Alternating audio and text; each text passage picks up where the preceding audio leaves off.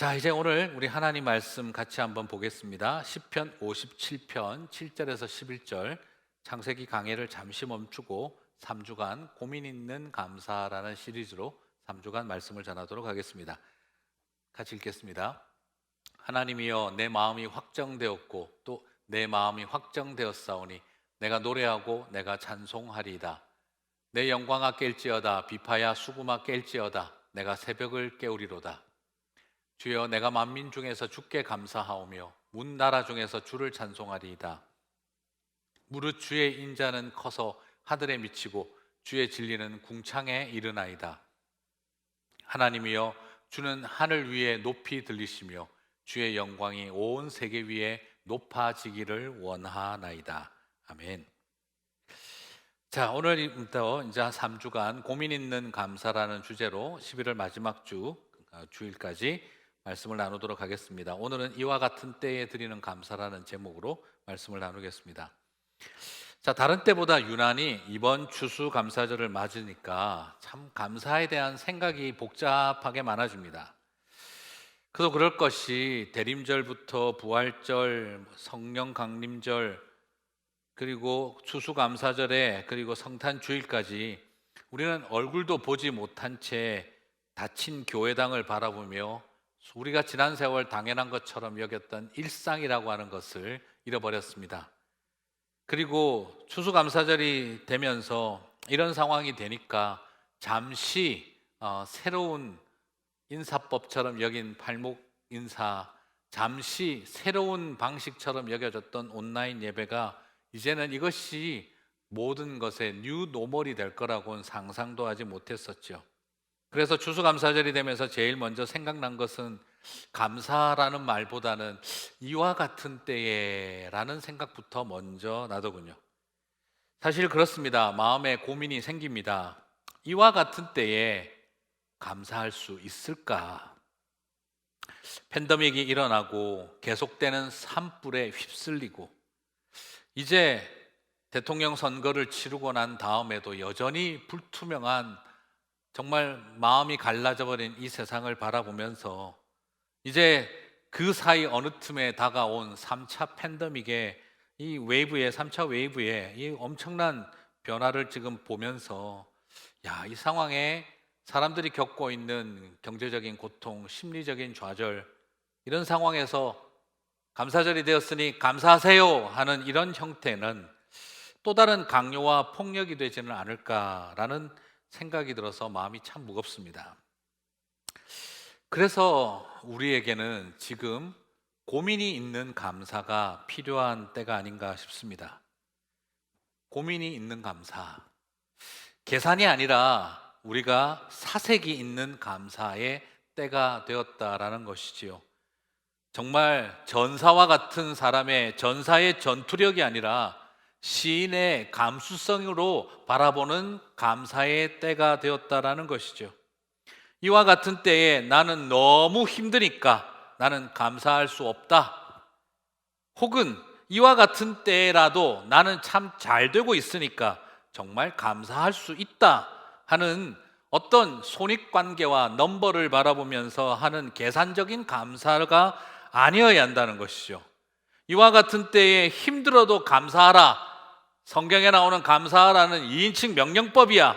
그러므로 무조건 덮어놓고 감사하고 봐 라고 종교적으로 강요해서도 안 된다는 생각이 듭니다.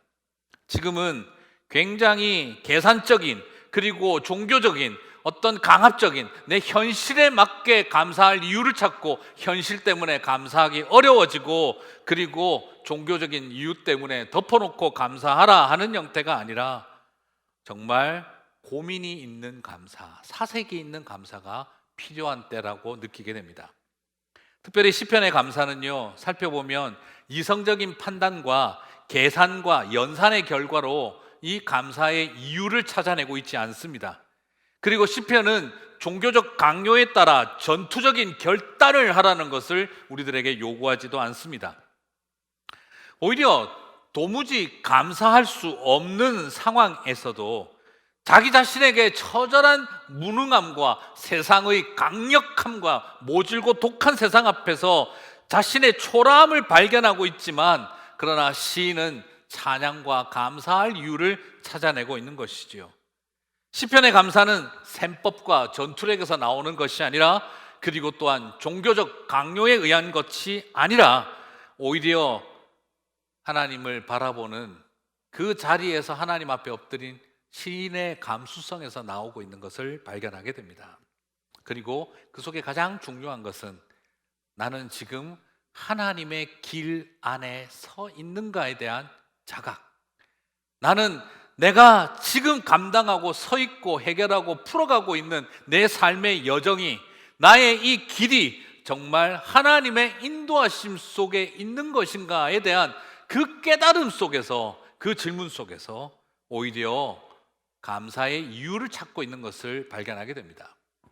오늘 그래서 저와 여러분은 이 시편의 감사를 한번 살펴보면서 객관적인 관점에서는 감사할 이유를 발견할 수가 없지만, 그러나 오히려 그 깨달음, 존재적인 깨달음, 그리고 그 속에서 발견한 시인의 감수성으로 셈법과 전투력과 종교적 결단이 아닌 진실한 감사의 고백이 무엇인지를 같이 살펴보도록 하겠습니다. 자, 다윗이 만약 계산적으로 감사를 생각했다면요, 감사의 노래를 부를 수 없었을 것입니다. 그가 만약 이성적 판단력에만 의지했다라고 한다면 그는 이 상황을 이해할 수 없었을 것입니다. 오늘 본문은 사실 감사할 수 없는 현실, 다윗이 그 상황에서 부른 노래입니다. 여러분, 오늘 사실 이거 여러분 구절 읽어보면 어때요? 내 마음이 주께로 확정되었사오니. 찬양으로 정말 많이 나오잖아요. 주께로 확정되었사오니 하늘 위에 주는 높이 들리며 주의 영광은 온 땅에 넘치네. 막 이런 찬양들 얼마나 위대하고 장대하고 웅장합니까? 마치 오늘 이 시편의 노래는요, 최소한 오케스트라 깔아놓고, 그리고 뒤에 약 한 200명 되는 성가대 합창 세워놓고, 그리고 카네기 홀이나 그리고 디즈니 홀 같은 곳에서, 그리고 큰 대형교회 그런 곳에서 정말 웅장하게 수많은 그리스도인들이 모여가지고 두 팔 높이 들고 하늘 위에 막 이렇게 막 대단하게 웅장하게 부를 것 같은 그런 시편의 분위기입니다. 마치 이것은 다윗이 대관식을 할 때 하나님 앞에 받은 감격과 영광이 놀라서 그가 온 세상을 향해 두 팔을 들고, 솔로몬이 성전을 세울 때 압도하는 하나님의 임재 앞에서 두 팔을 높이 들고 찬양할 때 온 이스라엘 회중이 소리 높여 부를 그런 시편 찬송 같아요. 그런데요, 오늘 이 시편 57편은 어떤 배경에서 불려진 노래인가? 그것은 사무엘상 22장에서 24장 사이의 이야기를 토대로 그 속에서 나온 찬양이라는 것을 보게 됩니다. 오늘 다윗은 분명히 사울 왕의 토벌대에 쫓겨서 막벨라굴에 숨어 들어간 상황, 그 속에서 그가 나와가지고 오늘 부른 노래가 이런 호연지기가 가득한 엄청난 웅장한 노래를 부른 것 같아요. 자, 인간적으로 이 정도 감사 찬양이 나오려고 한다면은요, 분위기가 어때야 되겠습니까? 사울이 죽고 다윗이 온 백성에게 왕으로 추대되어 예루살렘을 향하여 나아가더라, 막 이런 분위기가 되어야 합니다. 그런데 하지만 오늘 이 찬양은요, 다윗이 사울을 죽이고 승리하였다, 왕이 되었다, 이런 내용이 아닙니다. 오히려 자신을 죽이려는 사울을 피해서 막벨라 굴까지 숨어서 숨죽이고 있다가 오히려 사울을 살해할 수 있는 기회를 포기하고 그 사람을 살려주면서 눈물로 왜 이러십니까? 그렇게 읍소하면서 서로가 용서를 구하며 헤어질 때 부른 노래입니다. 사랑하는 성도 여러분, 나를 가장 괴롭히는 정적을 복수할 수 있는 상황, 죽일 수 있지만 죽이고 승리하여서 감사 찬양을 부른 것이 아니라 죽일 수 있지만 죽이지 않고 포기함으로 그는 감사 찬양을 불렀던 것이지요. 여러분 꼭 기억하셨으면 좋겠습니다. 복수할 수 있는 것이 능력이 아니라 복수하지 않고 용서하는 것이 능력입니다. 죽일 수 있는 기회를 용서할 수 있는 기회로 바꾸는 것이 능력입니다. 내 손으로 처치하지 않고 하나님이 하시도록 맡기는 것이, 그것이 참된 능력입니다. 오늘 사무엘상 24장 3절에서 4절을 같이 보겠습니다. 길가 양의 우리에 이른즉 굴이 있는지라 사울이 그 발을 가리우러 들어가니라. 재미난 표현이죠. 그 발을 가리우러 들어간 게 굳이 왜 들어갔을까요?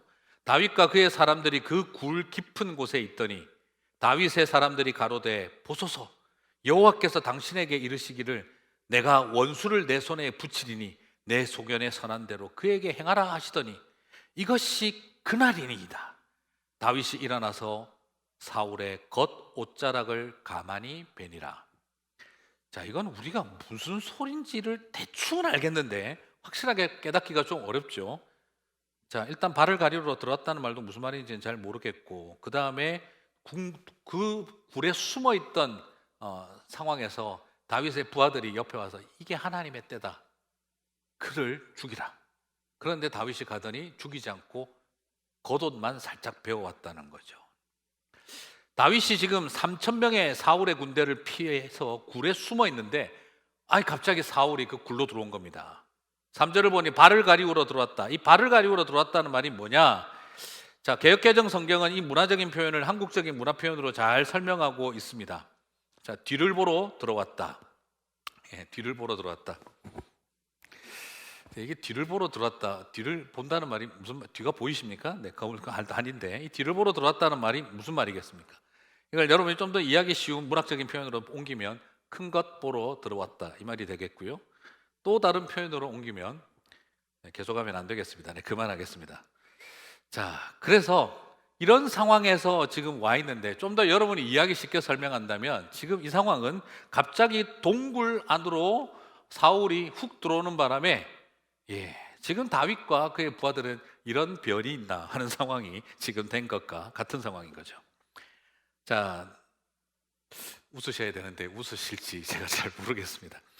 자, 누가 봐도 확실한 기회였어요. 그러니까 옆에 있는 부하들이 말하는 겁니다. 하나님 말씀하시던 때가 됐다. 유대인들은 이 발을 가린다는 표현이 용변을 본다는 뜻을 말하는 거거든요.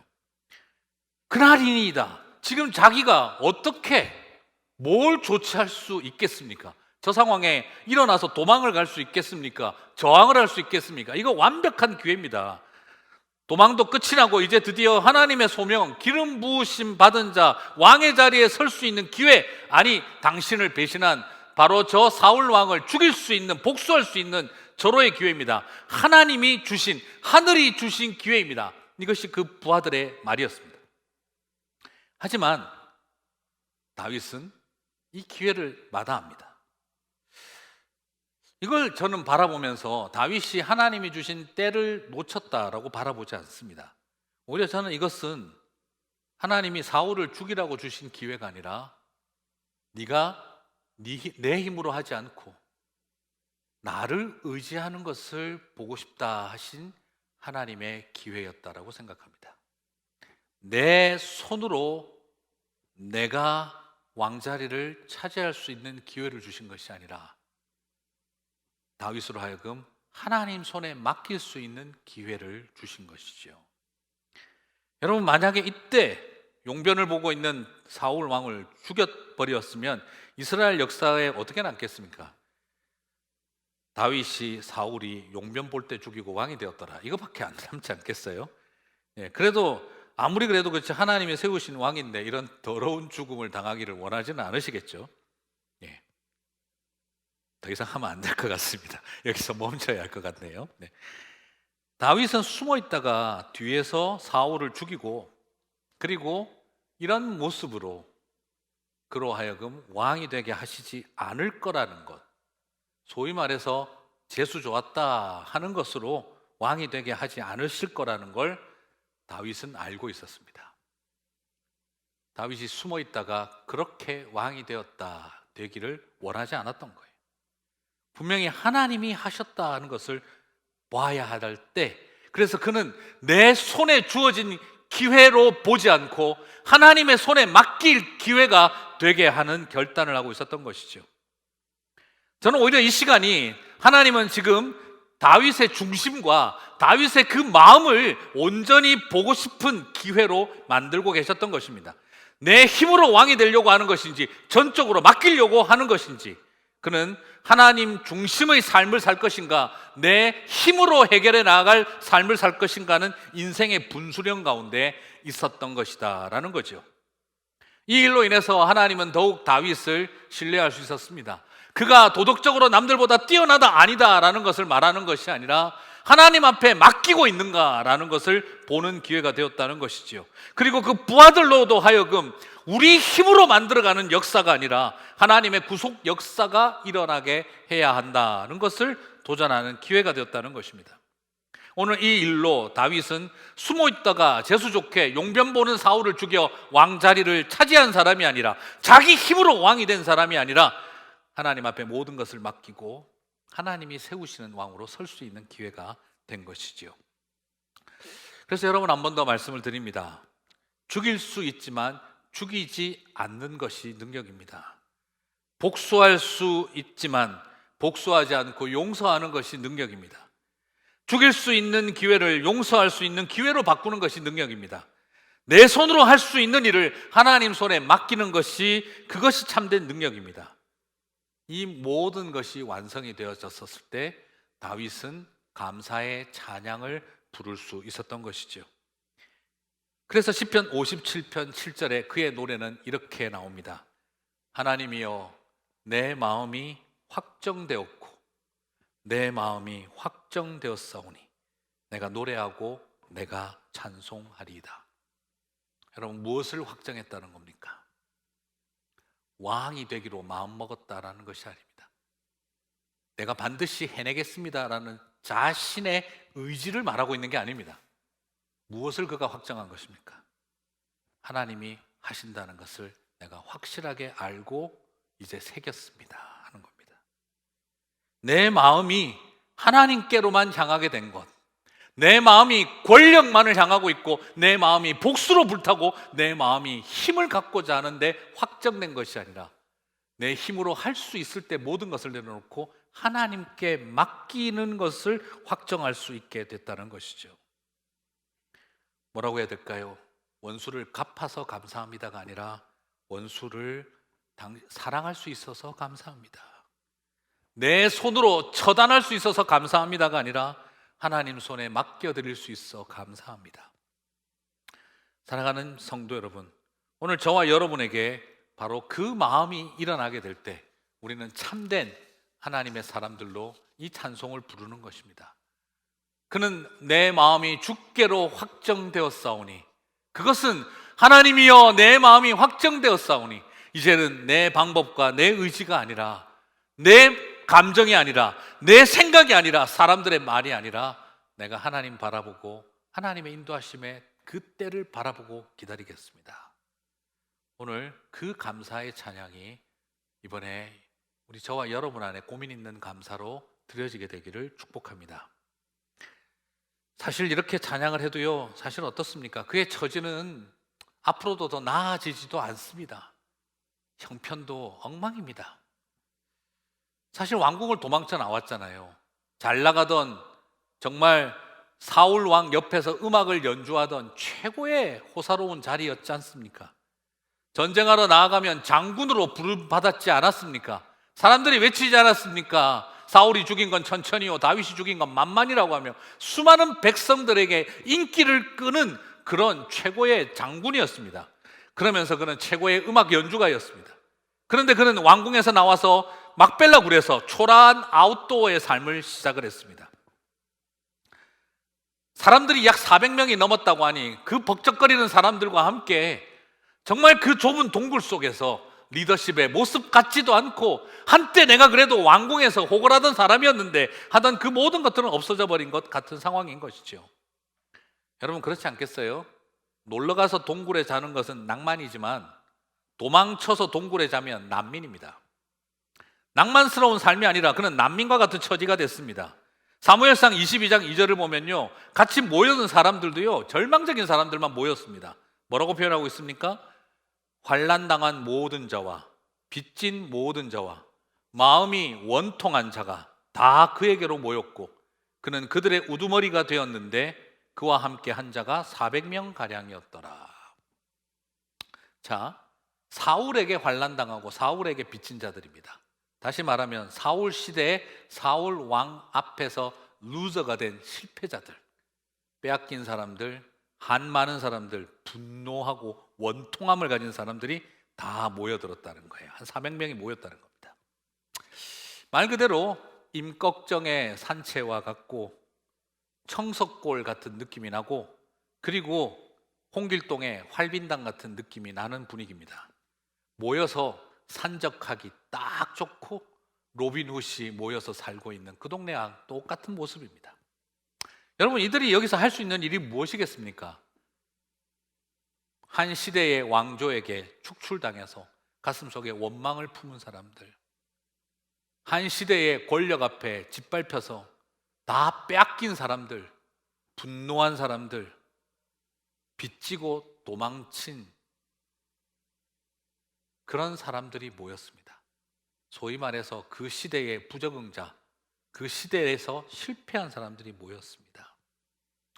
맨날 모여서 세상 원망하고 한풀이하며 부정적인 사람들 되기 딱 좋은 상황입니다. 아픈 사람들이 항상 저절로 정의로운 사람들이 되지는 않습니다.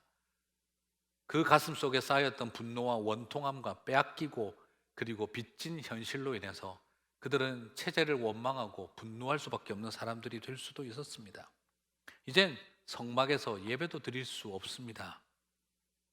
예루살렘 근처로는 갈 수도 없습니다. 산채에서 생활하며 마음의 상처와 도끼를 품은 사람들과 무슨 예배와 찬양이 온전하게 드려지겠습니까? 하지만 그 막벨라굴은 산적 생활하며 다윗은 그 400명의 우두머리가 되어 근처 마을 약탈하고 지나가는 행인들 통행료 받으며 그들은 세상에서 분노하며 살아가다가 토벌당했더라로 끝나는 것이 아니라 그들은 그곳에서 하나님이 임재하시는, 오히려 성막처럼 하나님이 임재하시는 곳으로 그곳은 살았고, 그리고 하나님은 성막에만 함께하는 것이 아니라 그 막벨라굴에도 함께하심을 보았던 것이지요. 하나님은 예루살렘 그리고 사울 왕이 있는 곳에만 함께하고 있는 것이 아니라 성막도 없고 아무런 거룩한 것도 형식적으로 보이지 않는 그곳에 하나님은 도적대가 되기 쉬운 그 사람들에게, 실패자들에게 함께 하시더라는 것입니다. 세상적인 실패자들이 모인 그곳에서 하나님의 영광을 노래하게 하고, 하나님은 그곳에서 다윗이 부르는 하늘 위에 주는 높이 들리시며 주의 영광은 온 세계에 보이시리라, 그 놀라운 찬양을 부르게 하고 그 찬양을 기뻐 받으셨다는 겁니다. 시편 57편 8절과 11절을 보십시오. 이 사람이 지금 웅장한 성막에서, 성전에서 부르고 있는 노래가 아니라 그 막벨라굴의 실패자들과 함께 부르고 있는 노래입니다. 내 영광아 깰지어다, 비파야 수금아 깰지어다, 내가 새벽을 깨우리로다. 주여, 내가 만민 중에서 주께 감사하며 문나라 중에서 주를 찬송하니이다. 무릇 주의 인자는 커서 하늘에 미치고 주의 진리는 궁창에 이르나이다. 하나님이여, 주는 하늘 위에 높이 들리시며 주의 영광이 온 세계에 높아지기를 원하나이다. 그의 찬양 속에서는 지금 마치 이 모습은 솔로몬이 만들어진 성전 위에 서서 하늘을 향해 두 팔을 벌리고 부르는 노래 같습니다. 마치 다윗이 세워진 궁궐에서 자신이 정복한 넓은 땅을 바라보면서 온 세상을 향해 부르는 노래 같습니다. 제사장과 성가대와 레위 백성들 다 모아놓고 그들이 수백 명이 부르는 찬송 소리를 듣는 것 같습니다. 그러나 오늘 이 모습은 동굴 앞에서 세상의 루저들 모아서 역적으로 몰린 사람들, 빚지고 도망친 사람들, 가슴속에 한을 품은 사람들이 모여서 감사 찬양을 부르고 있다는 것입니다. 그들은 이곳에서 우리끼리 한 품고 도적질하다가 잘 살아보자 하는 소망과 비전을 가진 것이 아니라 하나님 다스리시는, 온 세상을 다스리시는 하나님의 나라 통치가 실현될 것을, 그들은 모든 민족과 열방 가운데 하나님의 통치와 영광이 드러날 것을 그 도적대 되기 딱 좋은 사람들이 찬양하고 있었다는 것입니다. 사랑하는 성도 여러분, 성막이 없어도 하나님은 함께 하십니다. 실패자들이 통해서 온 세상을 다스리시는 꿈을 하나님은 꾸고 계십니다. 이 세상에 절망하고 버림받은 사람들을 통해 하나님은 이 세상을 살리는 일을 하기를 원하시는 것입니다. 오늘 노래는 그렇게 불리워진 감사 찬송이었습니다. 그렇습니다. 현실은 절망의 지층에 눌려져 진액이 다 빠져버린 화석 같은 모습으로 우리들에게 다가옵니다. 그 동굴 앞에서 화석처럼 되어버린 우리 인생들이 그저 바람과 그리고 모래 사이에서 으스러져 가는 모습이 아니라 자신을 죽이려 드는 사울을 오히려 살려보내고 그리고 하나님의 용서를 선언하고 하나님의 때를 바라보는 새로운 결단을 하며 찬양을 부르고 있었던 것이죠. 그들의 삶 속에는 전혀 옛날과 다른 삶을 지금 결단하고 있는 것입니다. 왕궁도 다 버렸습니다. 옛날 가족들과 살던 좋은 집도 포기했습니다. 이제 우리는 한때 존경받던 장군의 자리도 다 던졌습니다. 이제는 역적으로 분류되고, 다윗을 한번 바라보십시오. 시대를 살린 충신 아니었습니까? 그 시대의 구원자와 같은 역할을 하지 않았습니까? 그러나 이제는 역적으로 몰려 토벌대의 죽음의 칼날의 대상이 되었습니다. 궁궐은 어디 가고 막벨라 굴 속으로 들어왔습니다. 성막은 보이지도 않고 우리끼리 모여 앉아 예배를 드려야 합니다. 이런 상황일 때도 어쩌면 우리처럼 말한다면 뉴 노멀이 열린 시대였죠. 사랑하는 성도 여러분, 모든 것이 뒤바뀌어버린 이 상황, 그때 우리가 포기하지 않고 드려야 할 것이 바로 감사와 찬양인 줄 믿습니다. 사랑하는 성도 여러분, 부탁드리고 싶습니다. 언젠가 교회에 가서 온 회중들과 함께 뜨겁게 두 손 높이 들고 찬양하던 그때의 그 감격을 회복할 날이 올 거야. 올 것이고 우리는 그날을 그리워하고 기다립니다. 그러나 지금 그렇게 하지 못하고 있는 현실로 인해서 동굴 속에서 한탄하고 원망하고 분노하며, 에이, 성막도 없는데, 제단도 없는데, 지성소도 없는데, 그러는 절망의 시간을 보낼 것이 아니라 그곳에서도 비파야 수구마 깰지어다, 내가 새벽을 깨우리로다. 주의 영광은 모든 민족과 열방 가운데 있고 주의 이름은 세세토록 영원할지어다. 그 찬양을 부르며 나아가게 되시기를 바랍니다. 여러분의 삶터에서, 여러분의 가정에서, 우리의 삶의 자리에서 다시 하나님 그날을 바라보며, 오늘 이곳에서도 하나님이 함께 하심을 바라보며 새롭게 찬양하고 감사하겠습니다. 그 고백이 나오시게 되기를 바랍니다. 그렇습니다. 저 자신도 마찬가지로 그렇게 생각을 해봅니다. 저는 이곳에 우리 온 성도들이 모여서 그렇게 함께 드리던 예배가 저도 너무 그립습니다. 그러나 그날만 그리워하고 지금 이 시절을 허망하게 보내기보다 내 가정, 5가정이라도 초대해서 같이 이곳에서 성찬하며 같이 축복하고 기도하고 싶습니다. 그 일을 향해서 우리가 나아가며 지금 주어진 이 상황, 언젠가 우리는 성전을 건설할 날이 올 거야, 그리고 우리에게 하나님은 다시 궁궐을 지으라고 허락하실 날이 올 거야 하는 그 소망을 안고 다윗이 그 막벨라 굴 속에서 주어진 상황 속에 주의 이름을 찬미하였던 것처럼 지금 저와 여러분은 여러분의 가정에서 그 찬양과 감사가 터져 나오고, 그리고 수백 명이 모여 예배할 수는 없지만 그러나 내 가정이 모여서라도 같이 함께 은혜를 찾고 나아가는 역사가 있었으면 좋겠습니다. 세상의 실패자들을 데리고 하나님 나라의 유업을 이어갈 하나님의 사람들로 세우셨습니다. 사울의 부하들은 세상에서 한자리하며 그들은 자신들의 통치를 자랑하고 있었지만 하나님의 통치에서는 무의미한 인생들이었습니다. 사울은 자신의 왕자리를 지키려고 몸부림치고 있었으나 다윗은 하나님이 그를 왕의 길로 이끌어가고 있습니다. 사울은 죽이려고 쫓지만 죽어가고 있는 길을 가고 있고, 다윗은 죽음의 문턱을 넘나들며 쫓겨다니지만 그는 하나님의 영원한 생명 속에 인도하심을 누리며 살아가고 있습니다. 사울은 왕 자리를 지키기 위해 몸부림치지만 왕의 자리로부터 멀어져만 가고, 다윗은 예루살렘으로부터 멀리 쫓겨가고 있지만 그는 왕좌를 향해 한 걸음 한 걸음 인도함을 경험하고 있습니다. 사랑하는 성도 여러분, 저와 여러분이 오늘 이것을 바라볼 수 있을 때 우리는 절망적인 현실 속에서도 다시 감사를 고민해낼 수 있고 사색해낼 수 있습니다. 만약 다윗이 사울의 번쩍거리는 군대와 왕관만 쳐다보고 있었다면 그는 절망적이었겠지만, 그러나 쫓겨다니는 길, 예루살렘으로부터 멀리 멀리 쫓겨난 길을 가고 있지만 하나님은 자신을 당신이 세우실 왕의 자리로 이끌어가고 있는 것을 본다면 감사할 수 있는 것입니다. 사울은 온 세상을 휘젓고 다니는 권력자처럼 보이고 있으나 결국 자기 자신이 쫓기는 인생이 되고 있는 것을 봅니다. 여러분, 사무엘서를 보십시오. 사울이 다윗을 쫓고 있습니다. 그러나 다시 보십시오. 다윗이 사울을 쫓고 있는 것입니다. 사울이 다윗을 쫓고 있는 것처럼 보이지만 본질적으로는 사울이 다윗에게 쫓기고 있었던 것입니다. 그는 왕의 자리를 지키기 위해 몸부림치고 있었으나 왕의 자리로부터 멀어지고 있었고,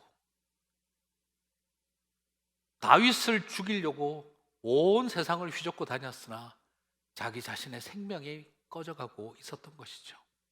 다윗은 생명이 꺼져가는 듯한 죽음의 문턱을 넘기는 것 같았으나 하나님의 생명이 영원한 생명이 자신을 지키고 있는 것을 보았고 하나님이 자신을 이끌어가고 있는 걸 봤던 것이죠.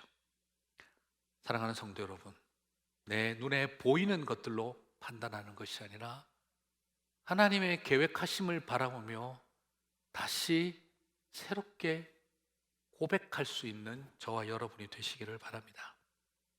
깊은 사색은, 그 고민은 여러분을 깊은 절망과 우울증으로 몰아가는 것이 아니라 더 깊은 감사로, 고백의 자리로 저와 여러분을 이끌어가리라 믿습니다.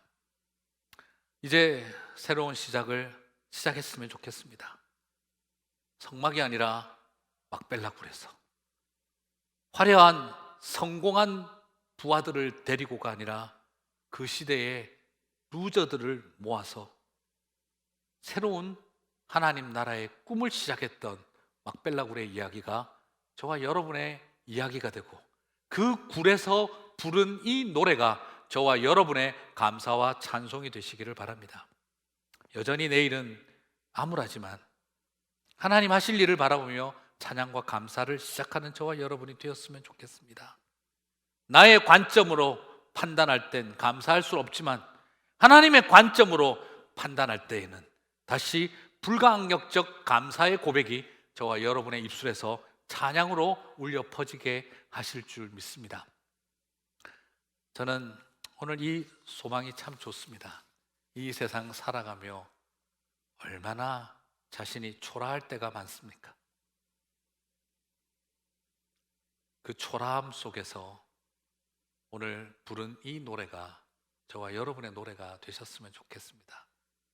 하늘 위에 주는 높이 들리시며 주의 영광은 온 세계 위에를 선포하던 이 노래는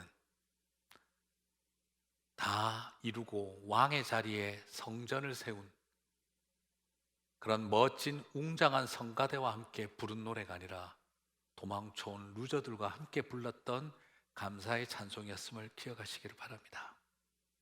그래요. 실패자와 쫓겨다니는 길이 아니라 나는 지금 하나님이 인도하시는 길을 가고 있다. 내가 가는 이 길이 하나님이 인도하시는 길이라는 것을 나는 안다. 세상으로 볼 땐 궁궐에서 쫓겨나 광야로 가는 길, 궁궐을 벗어나 동굴로 가는 길, 이제 동굴 속에 숨어 사는 야수가 될 것 같은 길이었으나 그러나 이것이 하나님이 인도하시는 길이었습니다. 그 길을 가는 저와 여러분 되시기를 주님의 이름으로 축복합니다. 우리 같이 한번 이 시간 다 함께 주신 말씀을 붙들고 기도했으면 좋겠습니다.